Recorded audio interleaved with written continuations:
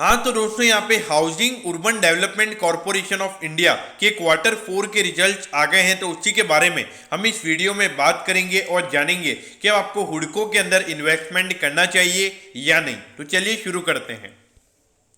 तो देखिए सबसे पहले अगर हम डिविडेंड की बात करें तो 1.42 रुपीज का डिविडेंड यहाँ पे कंपनी ने रिकमेंड किया है, यानी कि अगर आपके पास 100 शेयर्स हैं तो आपको यहाँ पे 142 रुपीज का डिविडेंड मिलेगा। अब इसके बाद अगर हम रेवेन्यू की बात करें तो रेवेन्यू यहाँ पे पिछले क्वार्टर के कंपैरिजन में 5% गिरकर 1742 करोड़ का यहाँ पे कंपनी का टोटल रेवेन्यू इस क्वार्टर में रहा है। तो ऑल्दो अगर आप देखोगे तो यहाँ पे रेवेन्यू गिरा है, लेकिन जो प्रॉफिटेबिलिटी है वो यहाँ पे 34% क्वार्टरली बेसिस पर बढ़कर 526 करोड़ का यहाँ पे कंपनी को टोटल नेट प्रॉफिट इस क्वार्टर में हुआ है। अब उसके बाद अगर हम ईयर ऑन ईयर बेसिस यानी कि पिछले साल के जनवरी से मार्च वाले क्वार्टर से अगर हम कंपेयर करें तो उसके कंपैरिजन में यहाँ पे रेवेन्यू 6% गिरा है, और जो प्रॉफिटेबिलिटी है वो यहाँ पे ईयर ऑन ईयर बेसिस पर 19% बढ़कर 526 करोड़ का यहाँ पे कंपनी का टोटल नेट प्रॉफिट निकल कर आया है।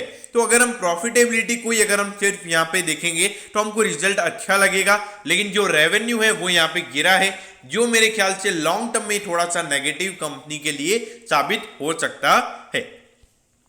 अब ये देखिए 11,040 करोड़ का इसका मार्केट कैप है। अब यहाँ पे जो बहुत सारे शेयर होल्डर्स थे उनको ऐसा लग रहा होगा कि इंडस्ट्री का पी 27 का है और ये सिर्फ 7.39 के प्राइस टू अर्निंग रेशियो पे ट्रेड हो रहा है। तो यहाँ पे लोगों की एक्सपेक्टेशंस होगी ये 7 पे ट्रेड हो रहा है, तो अगर 20 के प्राइस टू अर्निंग रेशियो तक भी जाता है तो कम से कम 140 रुपीज ये लॉन्ग टर्म में जा सकता है।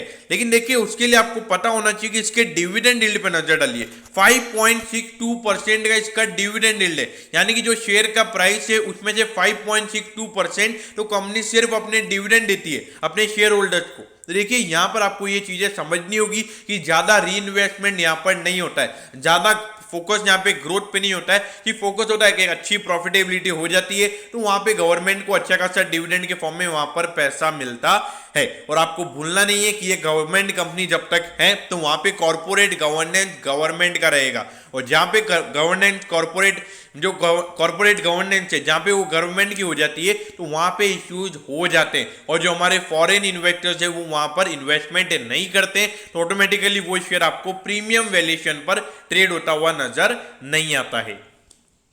अब ये देखिए कंपनी के अंदर ग्रोथ के कोई भी इश्यूज यहाँ पे नजर नहीं आते। ये देखिए पिछले 4 साल से जिस तरीके से यहाँ पे रेवेन्यू हर साल बढ़ता हुआ नजर आ रहा है 20% से भी ज्यादा, यानी कि आप कह सकते हो कि एक्सपोनेंशियल ग्रोथ यहाँ पे हुडको दिखाता हुआ नजर आ रहा है। और प्रॉफिटेबिलिटी पे देखिए, प्रॉफिटेबिलिटी भी यहाँ पे हर साल एक अच्छे तरीके से बढ़ती हुई नजर आ रही है, लेकिन फिर भी मार्केट इसे प्रीमियम वैल्यूएशन नहीं दे रहा है। क्योंकि क्यों नहीं दे रहा है? क्योंकि गवर्नमेंट कंपनी है, और थोड़ा मार्केट में अगर हम सप्लाई की बात करेंगे तो सप्लाई भी बहुत ज्यादा है और डिमांड उतना नहीं है। तो सप्लाई जब ज्यादा होता है तो ऑटोमेटिकली शेयर एक अंडर वैल्यूड शेयर बन जाता है।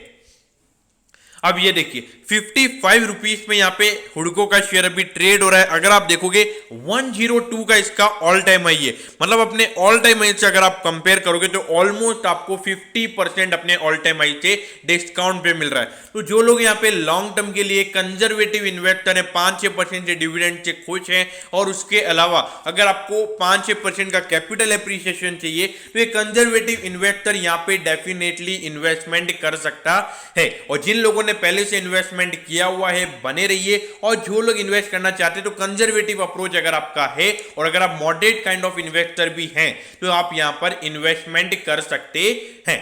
अब third point short term view, तो देखिए यहां पर अगर आपने एक चीज नोटिस नहीं की है वो है 97% डिलीवरेबल, यानी कि अगर 100 शेयर खरीदे हैं किसी पूरे दिन के तो 100 में से 97 शेयर डीमैट अकाउंट में गए, तो यहां पर एक अच्छी खासी डिमांड हो सकता है थोड़े दिनों के लिए यहां पर रहे। तो शॉर्ट टर्म के लिए कम से कम 60 रुपीज के टारगेट मुझे हुडको में आते हुए नजर आते हैं। तो दोस्तों मैं होप करता हूं कि आपको हुडको के क्वार्टर 4 के रिजल्ट के बारे में सब कुछ पता चल गया होगा।